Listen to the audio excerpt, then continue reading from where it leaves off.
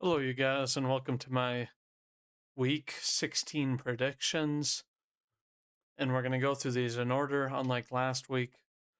And, obviously some playoff implications and how teams can clinch. I won't talk too much about that, as we know these teams that are, likely in the playoffs are already going to be playing their hearts out anyway.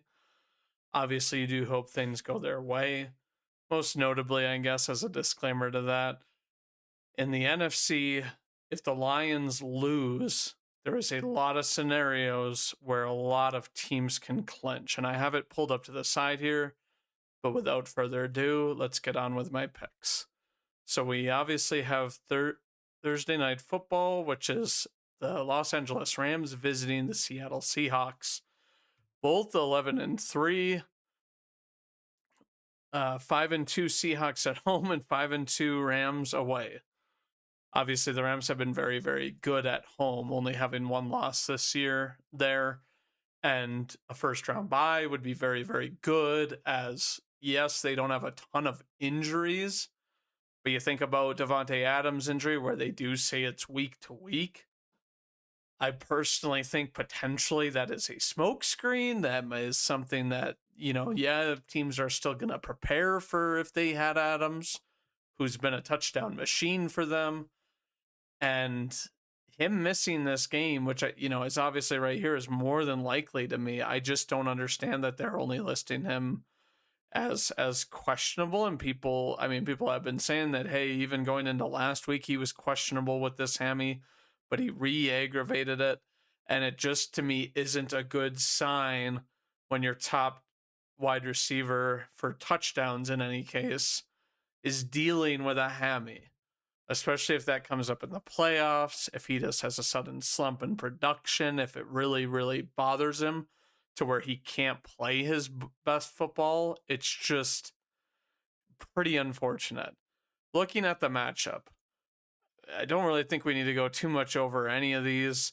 JSN is obviously having a remarkable year, a little slowed down later in the year here, but still having a fantastic year. Could he have 500 yards and reach 2K in the last three games? Yes, I really think that he could without looking at their schedule. I think that he could be really good in this game, as the weakness to me with the Rams defense is their secondary. I don't think it's the worst, but I do think it's overshadowed by the fact that they have such a good D line at forcing pressure. And obviously, in the first matchup that we remember this, Sam Darnold threw 4 picks, and the Seattle still barely lost. And they missed, a game winning field goal at the end. So, looking at this game, the Seattle is favored by a point and a half. It isn't very much, but they know what's on the line. They see kind of the writing on the wall. The thing about this is that if Seattle loses this game, they play San Fran, I believe, the final week of the season.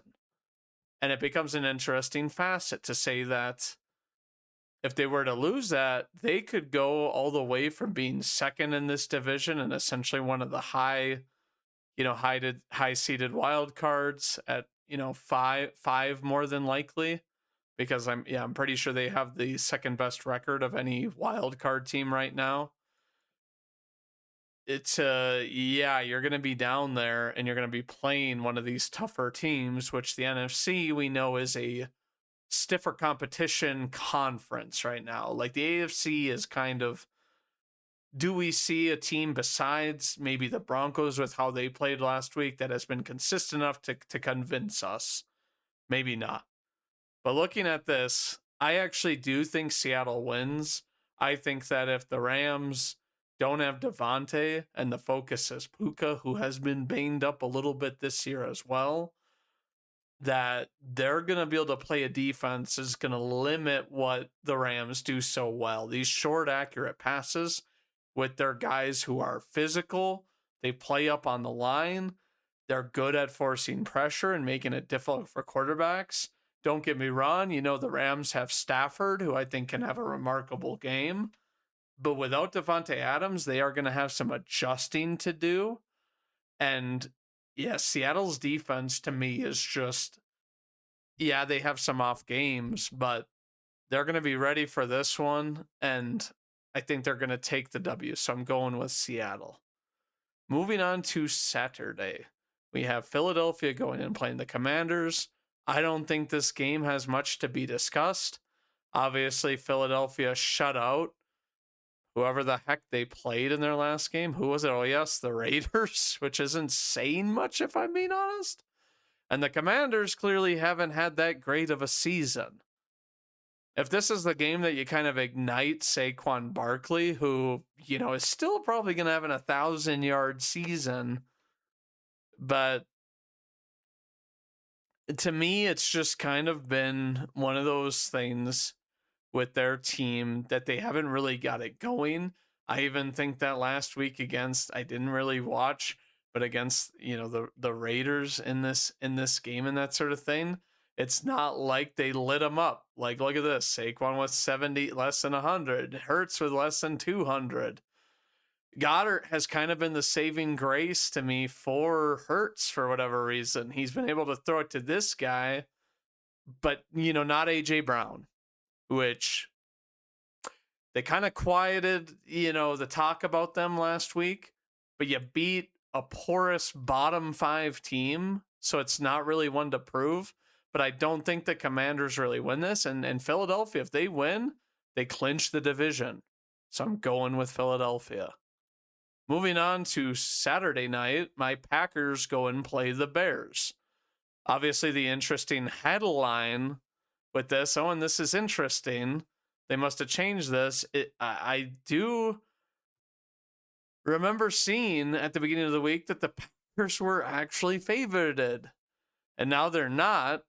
But this is one of those games that it's in Soldier Field, obviously.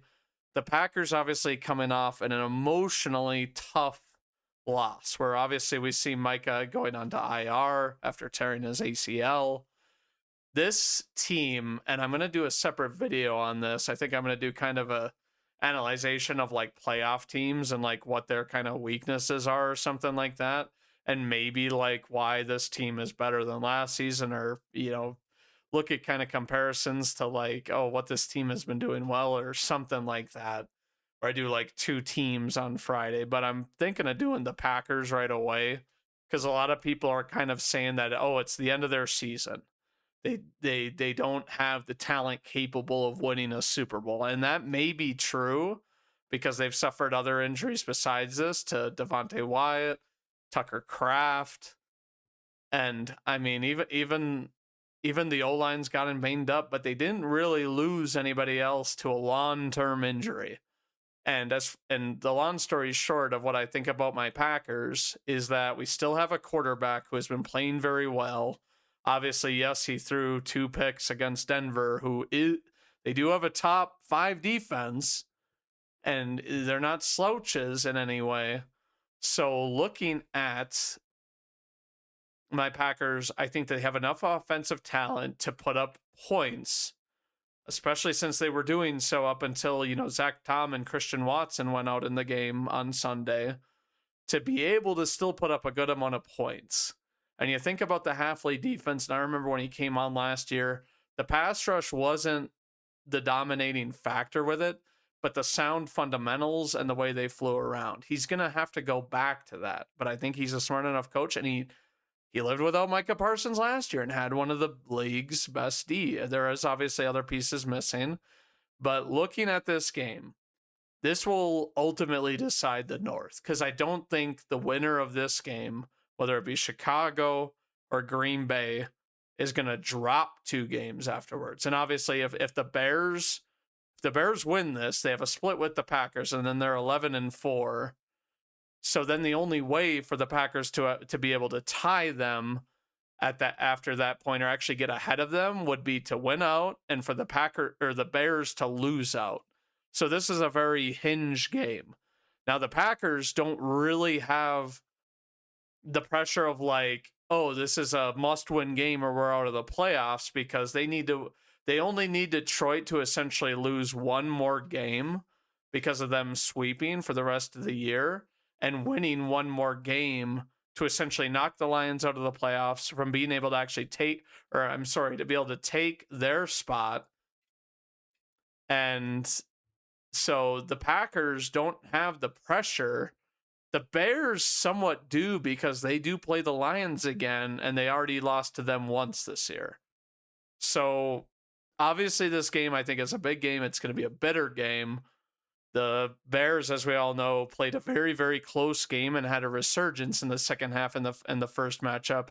I think Green Bay is going to have to do a little bit more ball control and put a little bit more strain on the amount of possessions that the Bears get, because Caleb is far too mobile, and without Micah being able to essentially contain him from rushing, outside and that sort of thing, they're going to have to play more of a contained defense on the D line, where they're going to have to rely on the secondary.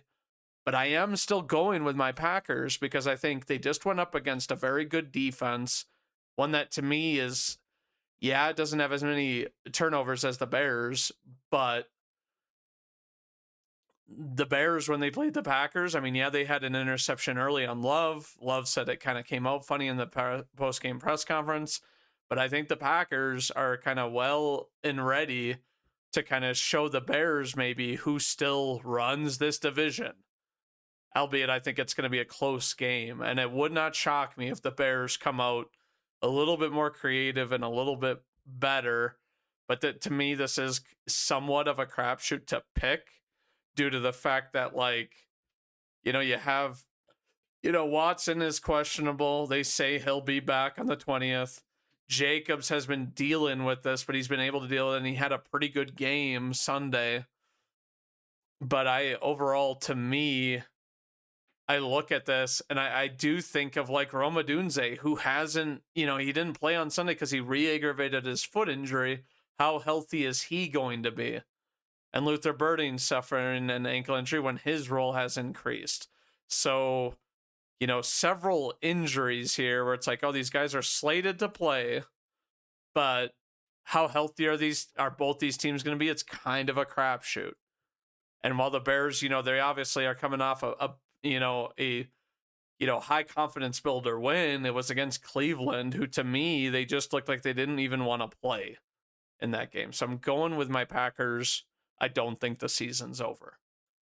Bills, Browns, I don't think I need to talk about this very much. Yes, it's in Cleveland, but I'm going with the Bills. Impressive comeback win. I could not believe it, if I'm being honest with you. I thought the Patriots had that sealed up when they were winning 21-0. Boy, was I wrong. But yeah, I fully expect the Bills to be able to beat the Browns. Chargers, Cowboys, another interesting game. The Chargers, the Cowboys obviously have very, very, very slim playoff hopes. And looking at this game, they play a Chargers team who they are off a very big high. They were able to knock out the Kansas City Chiefs the week prior. And I do think about how the pass rush for Dallas hasn't been very good, and their defense has been slowly deteriorating since they made the trade for Quinnen Williams. So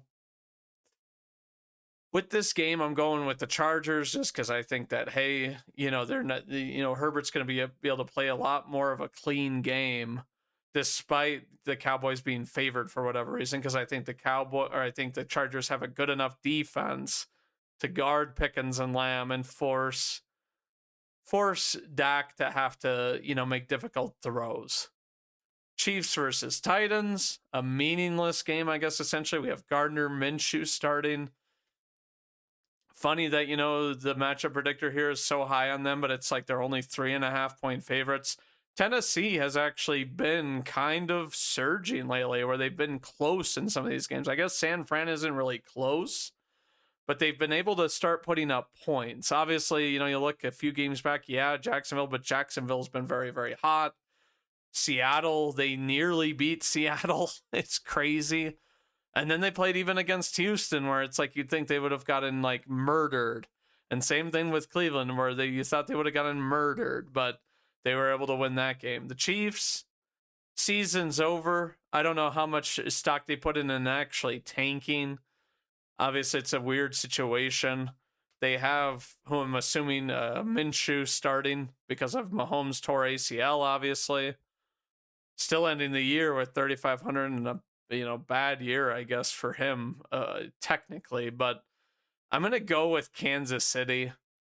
I just think that Tennessee, I don't know, they might get their first home game, I guess, but I'm going with Kansas City just because I think, like, hey, Minshew maybe plays with a little bit more energy. He can scramble a little bit, but yeah, I'm going with Kansas City despite not having their starting QB.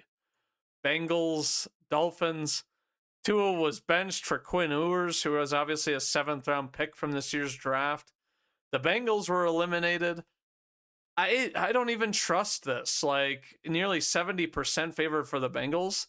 The interesting thing about the Dolphins is that it hasn't been their defense that's been weird. It's been their offense besides A-Chain. Now the Bengals, I guess, don't have much of a run D, so maybe A-Chain has a huge game and someone in fantasy has, gets a bulk of their points from him, but the Bengals overall just don't really have that much of a defense, and I feel like Waddle could have a day here. Obviously on pace to get 1,000 yards. He can definitely get 160 in the last 2 weeks. You do have Minka, who's doubtful, I guess. That kind of sucks, but looking at kind of this game, I'm actually kind of inclined to pick the underdog, I guess. The Dolphins will be back home and playing in warm weather. If they were playing in Cincinnati, I would give it to Cincinnati, but Cincinnati just very uninspiring. And I think that Ewers has, they described him as a dog. I don't know much about him, but he did play for a big school in Texas, I believe. So, you know what? I'm going to go with the underdog Miami Dolphins just because they seem to be actually playing for their team. And I think that Tua, if I'm being honest, I think he got benched more because of his mentality. Like on Monday Night Football, the guy was John on the sideline and he was, smirking and whatever else. It was just kind of dumb. But yeah, I'm going with the Dolphins as kind of a fun pick of the week where it's like Cincinnati. I mean, they haven't told me anything, from last week's game. They told me that they are very susceptible to mood swings and sucking. Moving on to Jets, Saints. The Saints with Shuck, they've been pretty good. Maybe this kind of proves Kellen Mond, was, obviously the second highest coaching candidate type of thing.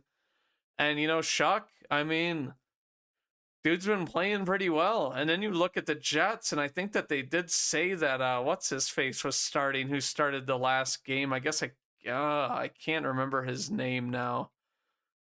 But obviously Jacksonville was very hot. They've been very hot. I'm not surprised they got steamrolled or anything like that. But I'm going with the Saints here. I think that they are kind of growing in their own. And Shuck, at least, has kind of shown that he deserves a full year of starting or going into the season as QB1.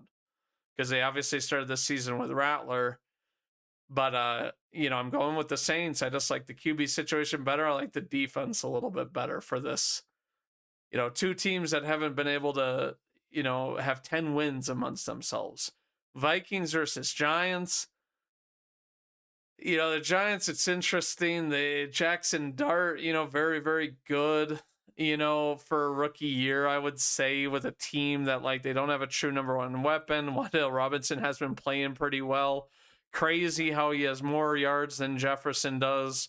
And Jefferson, goodness, I wonder, does this guy, I mean, at this pace, he's not going to hit 1,000 yards, which you never thought you would see. So with this, obviously Jonathan Grenard is a big injury who's out. He's on IR with a shoulder he re-aggravated and that sort of thing. The New York Giants, not really anything here that I'm like, oh, who cares?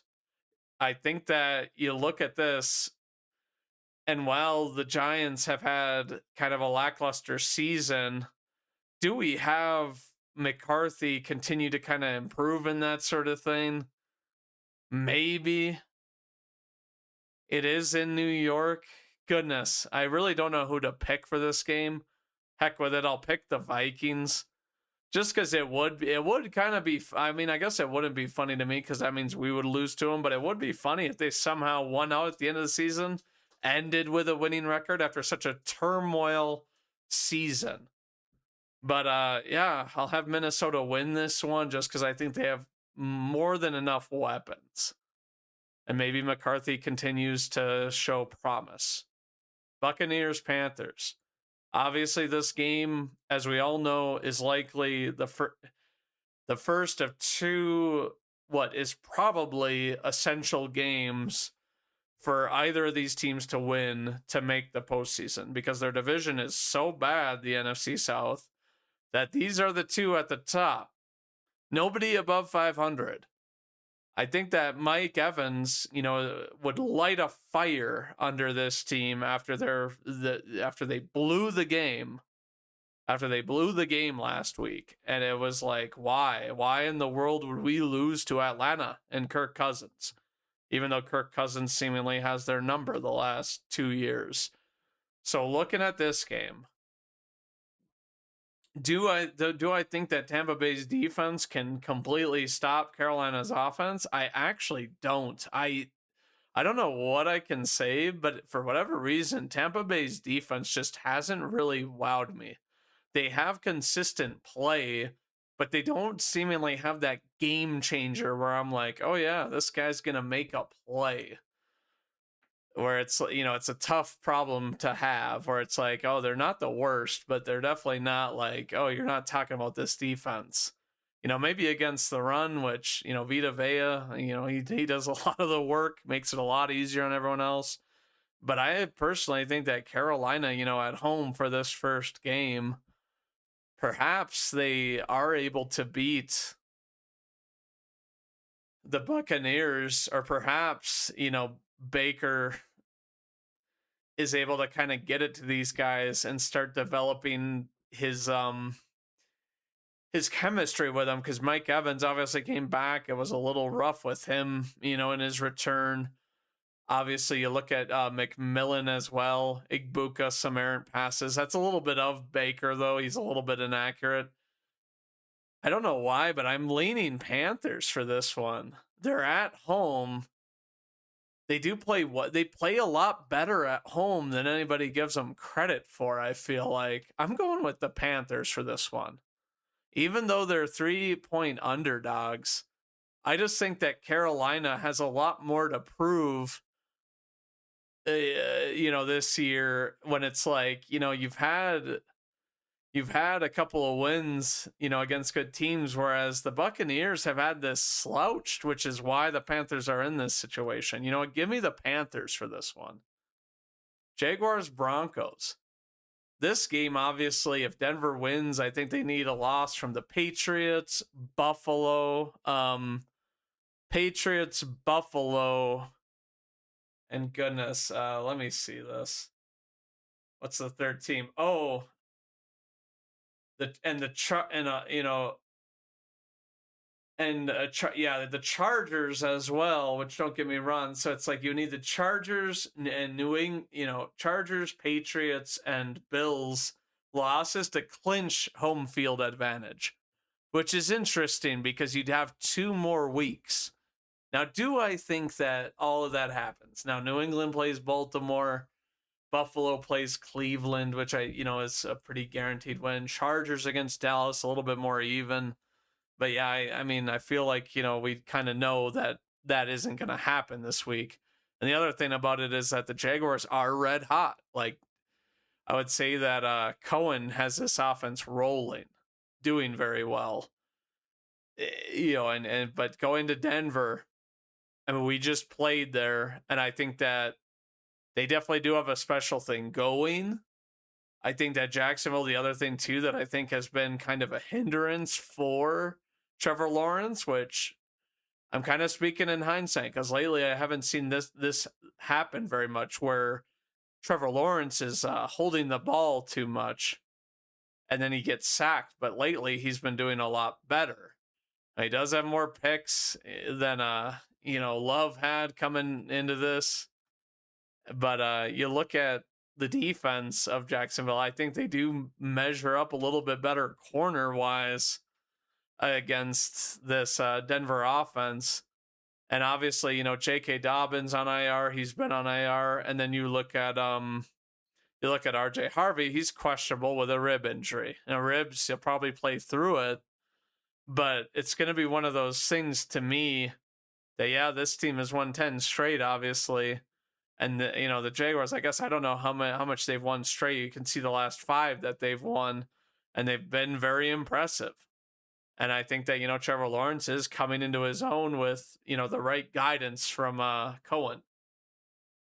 I find myself hard-pressed, though, to go against Denver at home, though. So, you know what? I'm going to pick Denver. Sorry to my brother John, who's a Jaguars fan. I think it can be a close game, but overall, I think they're going to tighten up some things on Denver's defense, and they're not going to allow, kind of to have that kind of first half where, hey, this other team is seemingly scoring at will on us. So I'm going to go with Denver, but good luck to Jacksonville. Falcons, Cardinals, kind of a pointless game, Battle of the Birds. What do we think about with the Cardinals? They're just not that good. The Falcons just played kind of upset and spoiler and that sort of thing. I think they don't want to be known as the team that gives the Rams a crazy high draft pick. Give me the Falcons. I don't think there's much to talk about in this game. I guess, do we know is Drake London? He's likely going to play this game, I think.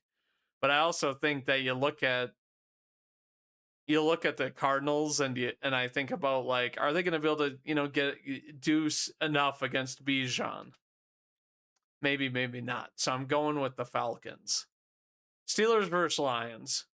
I've seen a lot of people posting these things about, hey, can you do us one more favor as Packers fans, where it's like, oh, Aaron Rodgers beating the Lions. The Lions essentially have to kind of win this game, because right now they're 2 games behind the Bears, like I was saying earlier. So it's like, if they fall a 3rd game, then, I mean, as of right now, their destiny isn't their own anyway, but they need, outside of the game where they play the Bears, and they would need to win that game, they need one more game to go in their favor where the Bears lose. And the Bears obviously play the Packers, and I forget who they play. I guess the second to last. Oh, they play the Niners, which is definitely a losable game as well. And then final week of the season, they play Detroit. So you kind of hope that the Niners or the Pack can do you a favor so you can get into the playoffs. I'm going with Detroit in this game. As much as I would like to see Rodgers dice them up and do really well, and he does play really well in domes, I just don't see them beating them. And especially, I guess we don't know, Watt's questionable now. I'm sure that he will play. But you just played kind of a team that was rough and bad, but you also kind of look at the defense of Detroit, and they're very injured. So are they going to be able to guard Metcalf enough? But yeah, I don't think Pittsburgh is going to be able to do what they did Monday night against a lackluster Dolphins team to beat Detroit. Like, Detroit, and rightfully so, is probably angry. Yeah, they still probably lose against the Rams about that call, but Detroit, there's a reason they don't really lose 2 in a row, and they just lost 1. Going with Detroit. Raiders, Texans. This has to be the easiest game I've picked all year. I think they bench Geno or something like that. I think he's questionable, and yeah, this guy's just not been good this year. He does have the shoulder injury. They don't say anything about it on the side here. I guess I haven't seen anything on it, but I don't really care. Give the game to Houston. I think that their defense right now is the best defense in terms of how they've been playing, and they've been playing very well. And you just can't help but wonder that obviously Stroud is not playing lights out, but he's playing well enough, and he's gaining this chemistry for at the right time in the year. So yeah, I'm going to go with the Texans. Not really much to mull over in this game.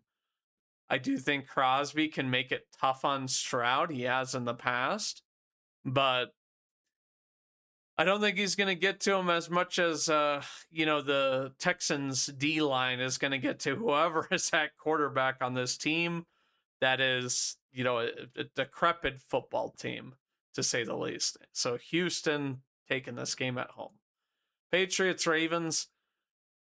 This, to think that the Ravens, if they win this game and you got the likely Steelers loss, in my opinion, can they beat New England, who's been perfect on the road, which is kind of interesting, losing 3 games at home but being undefeated. And they obviously 2 of their last 3 are on the road with, 8 games on the road this year, I believe. But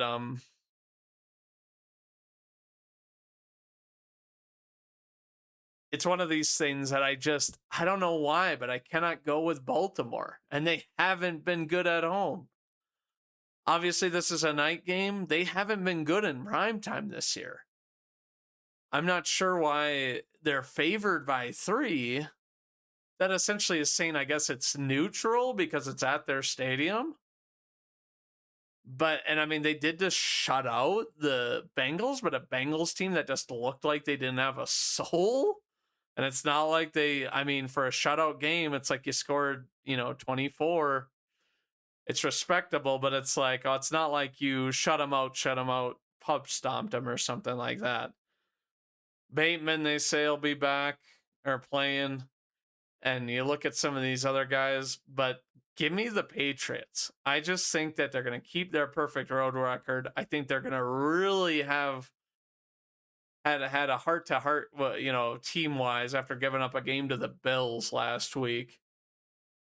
And so, yeah, I'm picking New England to beat Baltimore. 49ers, Colts.